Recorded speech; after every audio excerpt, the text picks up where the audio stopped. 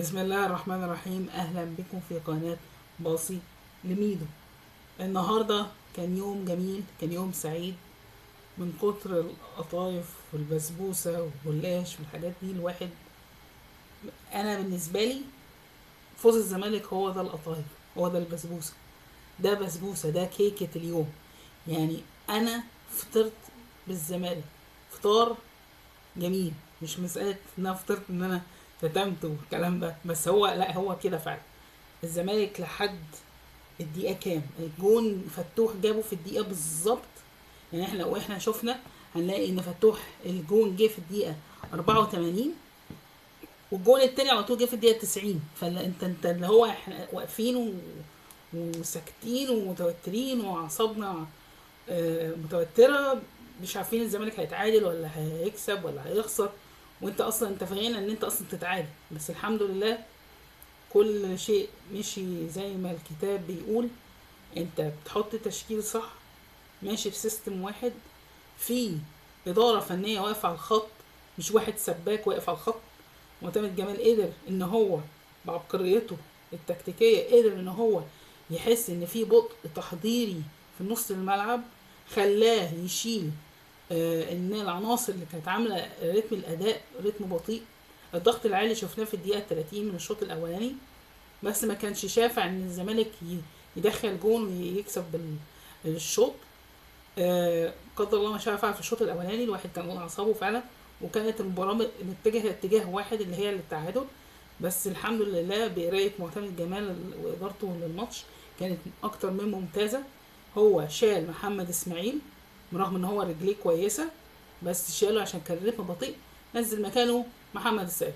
محمد السيد يا جماعه ايقونه الزمالك الجديده. الزمالك بيولد نجوم، الزمالك مصنع للنجوم. عايز تاخد مني انا نجم من عندي، خد يا حبيبي، خد براحتك. بس انا بخلق، انا بعمل نجوم. ده نجم خط وسط، خط وسط منتخب مصر جديد. محمد السيد ده، محمد السيد ده شوفوا في كاس العالم لو حسام حسن عنده نظره فنيه ياخد محمد السيد معاه في المنتخب، وشوف محمد السيد ده هيروح فين. نقطه كمان، محمد السيد مش بس تمريراته حاسمة وبلاي ميكر حلو وخط نص هايل، لا، هو بيقرا ملعب حلو، السكرين بتاعه حلو. من الاخر بروفايل امام عاشور اللي انت خدته مني غصب عني، لان امام عاشور كان نفسه يجي الزمالك بعد ما سافر ورجع، بس عشان ما فيش فلوس ما قدرناش نجيبه. دلوقتي ان شاء الله هنعمق في التحليل، هنشوف ايه نقاط القوة نقاط الضعف اللي حصلت في الزمالك في الشوط الاولاني، والتشكيل اللي حطه معتمد جمال وقدر ان هو يغيره في الشوط التاني، ومين اللي مسجل الاهداف، ومين اللي عمل اسيست للاهداف، ونقط تحول حصلت في المباراة هنتكلم عليها ان شاء الله في الاستوديو التحليل. يلا بينا.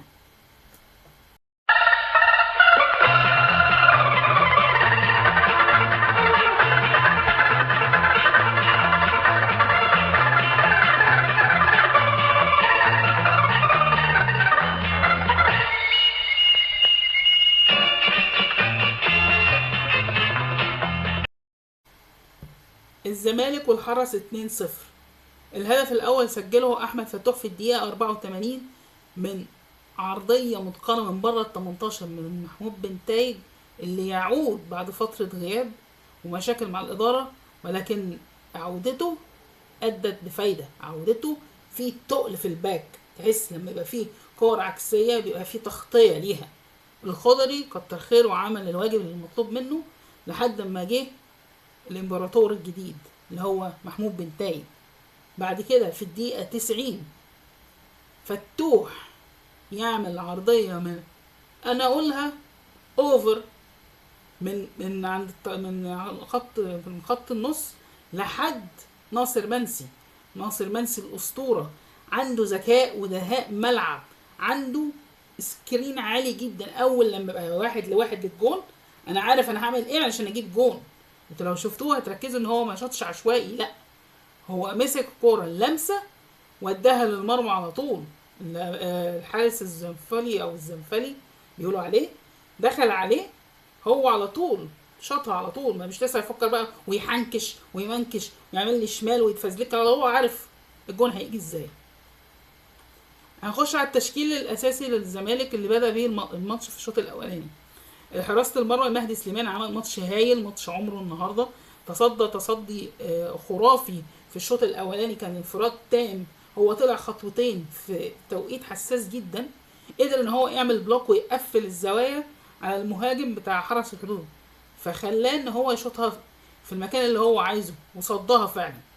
من ناحية الدفاع عندنا محمود بن تايب جناح ايسر، الونش وحسام عبد المجيد سنتر باكس، ومحمد ابراهيم الناشئ الواعد الصاعد الحريف جناح ايمن. انا عايز اقول حاجه في حق في محمد ابراهيم ده اسم دايما لامع عندنا.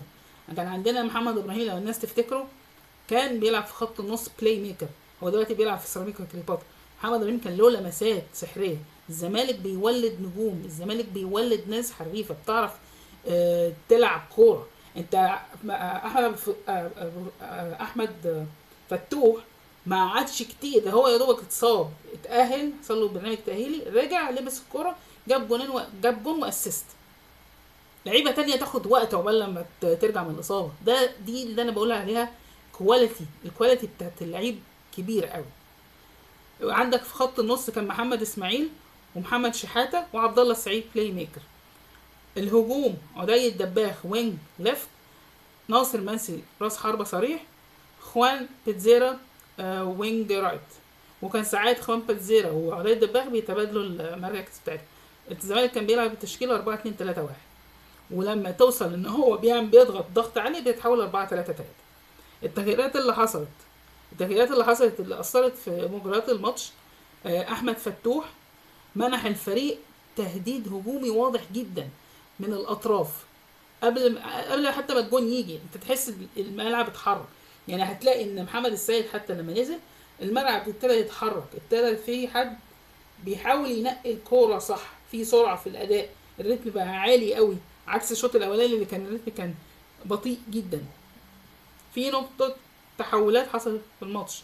البدايه المباراه الشكل في الملعب كان مايل شويه للزمالك وشويه للحرس. اغلب الشوط الاول كانت تقريبا السيطره كانت متوازنه ما بين الفرقتين، وما قدرش الزمالك حتى ان هو يحرز اهداف ولا الحرس يحرز اهداف، بالرغم ان الزمالك كان مستحوذ استحواذ تقريبا almost 60% من الاستحواذ، بس استحواذ سلبي بلا اهداف. يعني هو الزمالك كان عايز يستحوذ ويدخل جون مبكر بس ما حصلش كده. وبالنسبه لحرس الحدود هو حاول في تنظيم الدفاعي، كان التنظيم الدفاعي بتاعهم كان قوي جدا، وكان بيمنع اي مساحات تكون جوه عنده في الملعب، كان دايما بيقفل صح. في التغييرات اللي احنا قلناها ان دخول احمد فتوح زاد منه الحضور الهجومي جدا في الحته الجانب الايمن، وفتح مساحات في الدقائق الاخيره، الدقائق اللي هي اللي فعلا خلاص يا صابت يا مفيش. ده اللي حصل فعلا وكان في وقت حاسم جدا. التغيير كانت نقطه تحول فعلا حقيقي للفرقه نفسها. فرقه الزمالك معتمد جمال قدر يحس طب انا عامل مغامره، اشارك فتوح هو لسه جاي من اصابه وبس استنى عليه شويه، بس انزل على طول محمد السيد، عشان محمد السيد هو ده اللي مسك خط نص الزمالك وابتدى يحرك الفرقه. عبد الله السعيد من اسوأ ماتشاته في الموسم مع الزمالك النهارده، ممكن نقول عشان ضغط المباريات والمعدل البدني بتاعت اللعيبه واقع، فمعتمد جمال بيحاول يعمل قصه الروتيشن. فهي قصه الروتيشن ما مش عارف هي ممكن تكون جايبه همها، بس الفكره ان معتمد جمال دايما بيعتمد ان هو يحط التشكيل الانسب في الشوط الاولاني. قدر ان هو يجيب جون كان بها، ما قدرش يجيب جون بيبتدي هو يقرا مفاتيح اللعب بتاعت الملعب بتاعت فريق الخصم، ويبتدي يشوف نقط ضعف عنده في الفريق، وبعد كده يبتدي يحلل مع نفسه ويقول طب خلاص انا الشوط الثاني هنزل اللعيبه اللي هي تصلح لي اللي انا شايفه انسب في الوقت دوت على حسب مباريات الماتش. وفعلا معتمد جمال متعود على الموضوع ده معانا. يعني هو انت لو شفت الخمس ولا الست ماتشات اللي هو لعبهم تحس فعلا الشوط الاولاني لو جاب جون خلاص بيبقى اللعيبه بتبقى هاديه والريتم بيبقى سريع وكل الامور بيبقى هاديه، حتى الباسز بتاعت اللعيبه الاستلام والتسليم بيبقى بشكل هجومي وبشكل منظم، حتى الدفاع انتشار اللعيبه بيبقى منظم. بعد لما بيخش لا قدر الله دخل فيه جون، بيبتدي هو بقى يبتدي يغير في التشكيل. فدي قرايه قراءه مدرب محترف، مدرب عن من طراز اوروبي فعلا. هنخش في الاهداف. احمد فتوح في الدقيقه 84 جاب جون عن رأسية من محمود بن تايج، عمل له اسيست عرضية من بره 18، هادي وريسي كده، كان هجمة مرتدة للزمالك، هادي كده وراح رفعها له اوفر، فتوح حطتها على طول في الجون. في الدقيقة 90 هدف لناصر منسي، كان الهدف الثاني من هجمة مرتدة سريعة بدأ بيها فتوح.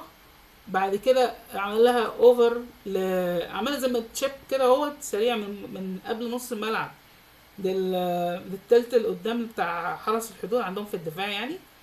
ناصر منسي حطها ببراعه جدا، اسطوري، بطريقه اسطوريه.